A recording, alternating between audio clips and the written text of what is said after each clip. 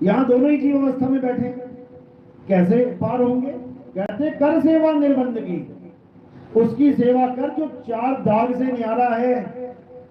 कह रहे चार दाग से सतगुरु न्यारे, अजरो अमर शरीर, और कोई गाडे कोई अग्नि जरावे, ढूंढ ना पाया शरीर।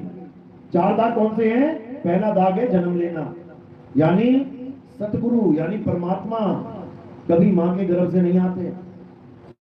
दूसरा दाग है भोजन करना, वो कोई खाना पीना नहीं खाते, वो बंदी छोड़ है। तीसरा दाग है ये ब्याह शादियां करना, ये काम वासना, वो ब्याह शादियां नहीं करते। और चौथा दाग है मृत्यु, मर जाना, उनकी कभी मौत नहीं होती। वो कौन से गुरु की महिमा है? शब्द गुरु की, जिसके लिए कबीर साहब कह रहे हैं अरे जग मर्यादा कारणे गुरु की रामानंद, शब्द हमारा गुरु है सदा हमारे संग। जग मर्यादा कारणे, इस दुनिया की मर्यादा के कारण हमने गुरु धारण किया। कौन सा? रामानंद। उच्च कोटि का ब्राह्मण था, पत्थर पूजता था, पत्थरों की सेवा करता था, पत्थर को भगवान मानता था, ठाकुर मानता था। कबीर साहब गए उसके पास कि हमें नाम दीक्षा दे दो, हमने आपको गुरु धारण करना है। क्यों? क्योंकि जहां भी हम ज्ञान सुनाते हैं लोग हमसे ये पूछते हैं कि तुम्हें ये ज्ञान कहां से हुआ, तो हम जवाब नहीं दे पाते क्योंकि हमारा कोई गुरु है ही नहीं। इसलिए हमें आपको गुरु धारण करना है। तो गुरु जी क्या बोले? हम नीच जात वालों को चेला नहीं बनाते, हमारे शिष्य उच्च कोटि के ब्राह्मण हैं। अब बड़ा चक्कर पड़ गया, क्या किया जाए? तो कबीर साहब छोटे से बालक बन के पंचगंगा घाट पे बनारस में काशी में लेट गए पौड़ियों पे। अब गुरु जी आए स्नान करने, तो उनका पैर कबीर साहब के सिर पे लग गया। अब बच्चा रोने लगा। अब बच्चे को रोता थे, गुरु जी ने गले से लगा दिया। कहते बेटा रो मत, राम राम जप। मिल गया नाम दीक्षा राम राम की। लेकिन ये कल को मानेंगे नहीं कि इन्होंने मुझे राम राम की दीक्षा दी, तो क्या किया जाए? कबीर साहब ने उनके गले में से माला तोड़ दी, सारे मन के नीचे गिर गए, मात्र एक मन का उनके हाथ में रह गया, वो छुपा लिया उन्होंने। क्यों? क्योंकि वही मन का कल सबूत बनेगा कि हमारी और आपकी भेंट पंचगंगा घाट पे हुई थी, आपने हमें नाम दीक्षा दी है, आप हमारे गुरु, हम आपके चेले। तो जब अगला दिन आया और कबीर साहब ने वही मन का अपने गले में धारण कर दिया, सूत तो वो काटते थे, तो सूत में ही, सूत के धागे में मन का धारण कर लिया। अब जहां भी ज्ञान दें, लोग पूछे आपका गुरु कौन है, तो बोले रामानंद, महर्षि रामानंद।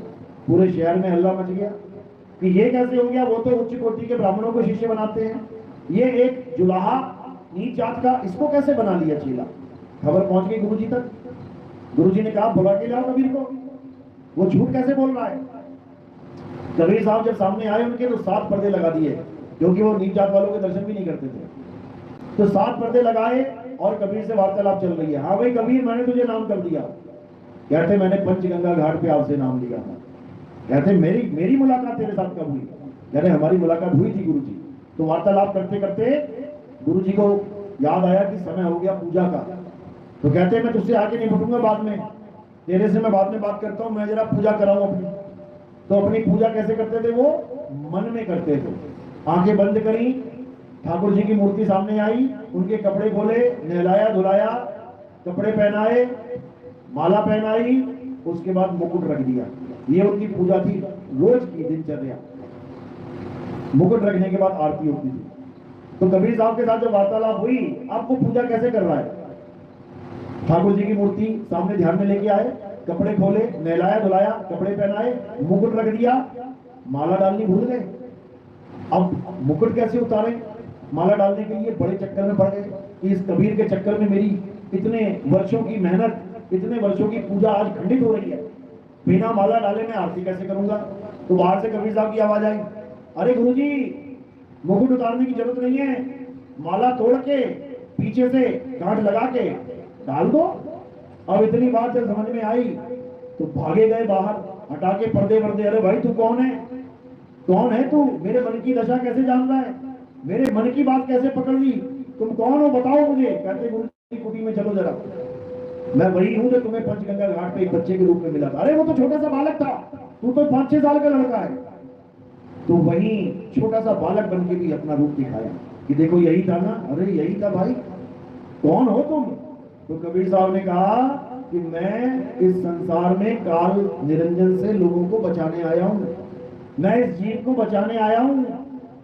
ये काल निरंजन सबको अलग अलग रूपों में अपनी पूजा करवा के बैठा है। कोई राम जी की पूजा कर रहा है, कोई हनुमान जी की, कोई श्याम जी की, कोई किसी की, कोई किसी की। अरे सारे रूप इसी के हैं, ये सारे रूप इसी के हैं। ये अपने अलग अलग रूपों की पूजा करवा के सारी दुनिया में भगवान बना बैठा है। इसी काल निरंजन से बचाना मेरा परम कर्तव्य है, मेरा परम उद्देश्य है इस संसार में आने का। तो समझा भी रहे हैं कि देव निरंजन सकल शरीरा तामे भ्रम भ्रम रहल कबीरा, कि देव निरंजन नाना प्रकार के रूप धारण करके बैठा है और इसी में इस जीव को उलझा रखा है। जीव अपने सत्य स्वरूप को प्राप्त नहीं कर पा रहा और इसी निरंजन की पूजा में लगा पड़ा है। समझो बात। तो अब इस निरंजन को नहीं पूजना है, किसी काया को नहीं पूजना है। आगे पार करना किसका सिमरन था? उस सार शब्द का। और करने किसका लगा? इन 52 अक्षरी शब्दों का। ये 52 अक्षर शब्द मुंह से बोले जाते हैं और जो सार शब्द है वो मुंह से नहीं बोला जा सकता। अरे शब्द शब्द सब कोई कहे, वह तो शब्द भी दे और जीवा पे आवे नहीं, निरख परख कर ले। कह रहे हैं गुरु के सामने बैठ के दीक्षा ले रहा है तो परख ले, निरख ले। अगर तेरे गुरु ने तुझे बोलने, लिखने, पढ़ने वाले नाम दे दिए जपने के लिए, तो तेरा ये इंसान जन्म बर्बाद होने से कोई नहीं बचा सकता, कोई नहीं। और ये गुरु क्या करेंगे? ये ब्राह्मणवादी हो गए हैं सारे, ये ब्राह्मणवादी हो गए हैं। ब्राह्मण क्या कहता है? कहता है बेटा राम राम जपो, उससे क्या होगा? उससे तुम्हारी मुक्ति हो जाएगी। चलो ठीक है, राम राम जप लिया, मुक्ति हो जानी चाहिए। इंसान चला गया। अब ब्राह्मण क्या कह रहा है? उसी के बच्चों से अगर तुमने अपने पिता का अंतिम संस्कार नहीं करवाया तो इसकी मुक्ति नहीं होगी। यानी वो राम राम जपना फेल हो गया, उस राम राम जपने से मुक्ति नहीं हुई। अब अंतिम संस्कार से मुक्ति होगी। अंतिम संस्कार भी करा लिया, उसके बाद क्या करेगा? अगर तुमने हरिद्वार में इसकी अच्छी नहीं फेंकी तो इसकी मुक्ति नहीं होगी। अब क्रियाक्रम भी फेल हो गया, अंतिम संस्कार फेल हो गया। अब हड्डियां लेके जाओ हरिद्वार, तब मुक्ति होगी। हड्डियां भी फेंक आए। 1 साल बाद कहता है अब इसका 1 साल 13वीं आ जाएगी। पहले कहेगा 13वीं करवाओ। अगर पंडित जी 13वीं नहीं कराई तो क्या होगा? उसको मुक्ति नहीं मिलेगी, भटकेगा ये। अब हरिद्वार भी फेल हो गया, हड्डियां डालनी भी फेल हो गई। अब 13वीं कराओ, फिर 1 साल के बाद प्रोग्राम होगा वो कराओ, फिर 4 साल के बाद चुपक होता है वो करवाओ। यही काम कबीर पंथियों ने पकड़ लिया है। पहले कहते हैं नाम जप लो, नाम जप लो, मुक्ति हो जाएगी। और नाम जप जप के बुढ़ो होके मर गया बेचारा। अब कह रहे इसका चढ़ावा चौका करवाओ, नहीं तो इसकी मुक्ति नहीं होगी। अब वो नाम फेल हो गया। जिस नाम की महिमा सतगुरु बंदी छोड़ करते हैं, क्या कहते हैं? अरे सत्य नाम को सिमर के तर गए पतित अनेक, तेरी कारण नहीं छोड़िए सत्य नाम की एक। ये बाणी छूटी कर दी इन लोगों ने। अब इनका चढ़ावा चौका करवाओ, 50,000 1 लाख रुपया दो इन्हें, तब जाके मुक्ति होगी। सोचो कितना बड़ा जाल बन दिया इस काल में हमारे कबीर पंथ ने। यही जाल तोड़ने के लिए आऊं मैं। या तो सतनाम की महिमा गाना बंद कर दो, या फिर ब्राह्मणों वाला काम ही रखो कि कोई भी मरता है इसका चढ़ावा चौका दो, इसकी मुक्ति। फिर नाम क्यों जपवा रहे हो? कबीर सागर में पहली लाइन क्या लिखी है? सत्य नाम है सार, बूझो संत विवेक करी, उतरो भव जल पार। सतगुरु का उपदेश ही नहीं। बताओ कहाँ लिखा है चढ़ावा चौका? कहाँ लिखा है चढ़ावा चौका? बेवकूफ बनाने के लिए पंथ चले हुए हैं। कबीर साहब कहते हैं यही काल के दूत मेरा नाम लेके पंथ चलाएंगे। लेकिन धर्मदास तू चिंता मत करना, हमारा भी अंश आएगा, और जब वो आएगा तो सबकी दुकानें बंद कर देगा। जितनी भी काल के दूतों की दुकानें 52 अक्षरों पे चल रही हैं, जितनी भी ये ब्राह्मणवाद पे चल रही हैं, लोग रामायण का पाठ कराते थे, कबीर पंथ में बीजक के पाठ चल रहे हैं, रातों रात चल रहे हैं, नाच रहे, गा रहे, तबला बजा रहे हैं, रातों रात बीजक के पाठ चल रहे हैं। ये कहां से तुमने नया ड्रामा चला दिया भाई? कबीर साहब कहते हैं मेरी गाय गाएगा, 3 लोक में धक्के खाएगा, मेरी गाय बूझेगा तो सत्य स्वरूप को सूझेगा। कबीर साहब यहाँ पे हमें हमारा सत्य स्वरूप बताने आते हैं, नाम जपवाने नहीं आते, ये चलावा चौका करवाने नहीं आते। समझ लो कौन सा नाम देने आते हैं? सत्य नाम। साहिब समझा रहे हैं, अरे सतगुरु सोई सत्य नाम बतावे, और बाकी गुरु कोई काम ना आवे। एक भी गुरु काम नहीं आएगा किसी के, जब तक वो सत्य नाम का भेदी गुरु ना हो। याद रखना इस बात को। और सत्य नाम कोई मंत्र जाप नहीं है कि तुम जपने लग जाओ सतनाम सतनाम सतनाम। पूरा बिहार सतनाम सतनाम जप रहा है, पूरा बिहार कबीर पंथी जितने भी हैं सब सतनाम जप रहे हैं। कह रहे हम सतगुरु हैं, हमने तुम्हें सतनाम दे दिया। अरे सतनाम लेने देने की चीज है ही नहीं, सतनाम लखाने की चीज है, लखाने की।